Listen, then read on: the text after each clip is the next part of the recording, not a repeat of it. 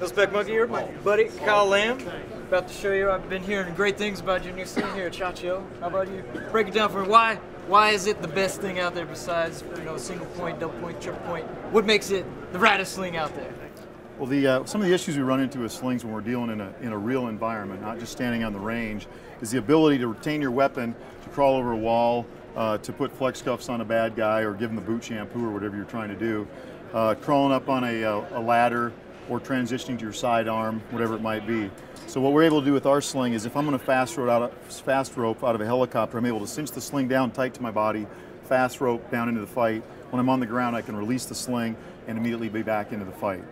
A couple other nice things, if I take up a shooting position, if I'm in the prone shooting position, I'm still able to reach back, cinch the sling down to tighten up my position, and then immediately release it if I need to move again. One other item is, with this particular sling, some slings have a limiter that only allows them to go so far. With our sling, if that's not tight enough, you can continue to cinch the sling down as tight as you want. Some soldiers are taking their slings, Viking tactic slings, they're wrapping them around their weapon so they're not in the way of the operating system of the weapon. They cinch them down so that when we're in a vehicle, we don't have a lot of excess hooks to snag on things inside of a vehicle. And then once you get out, of course, you would take your time, unwrap the sling and get back in the fight with that. We're also able to go to the support side to engage the target. If I'm in this position, I want to switch, I just drop my left arm through the sling, transition over to my support side, I'm good to go. Once I'm finished, I can transition back to my strong side and re-sling the weapon. Great. Well, I see a lot of the business occurs here. Can you tell us more about this system? Right, what we did here, we grabbed my cord there. What we did here is we decided that we'd use something that had been effective for years and years, so we took a regular rucksack buckle and we use that on all of our slings. That's why the front of the sling is 1 inch and it allows it to go through the friction adapter. This sling is also, this is one of the key elements of this sling. There's another sling on the market that doesn't have a free-running tail. Problem with that, though, is it can only be pulled so far, and that's your limit of advance. With this one, like I said, you can continue to cinch it.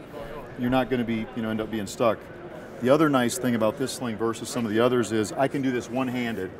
I don't have to unweight the weapon to cinch it to a different position. I can also release it with one hand. If we have medics that are working on somebody, they can sling the weapon across their back. The weapon is going to be tight to their body, and they're not going to have that issue. The top of the sling, where we have the padded portion, the internal portion runs full length, so there's not going to be an issue with stitches failing here and then the sling coming apart.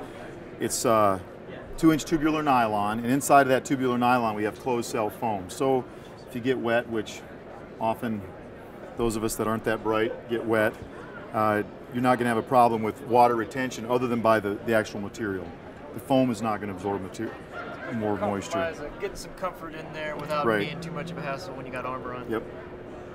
Protects your neck a little bit, if you're sunburned or whatever on the range and you're dragging the weapon from position to position. Well, great, man. Outstanding. Thank you very much. Thank you. Thanks for watching.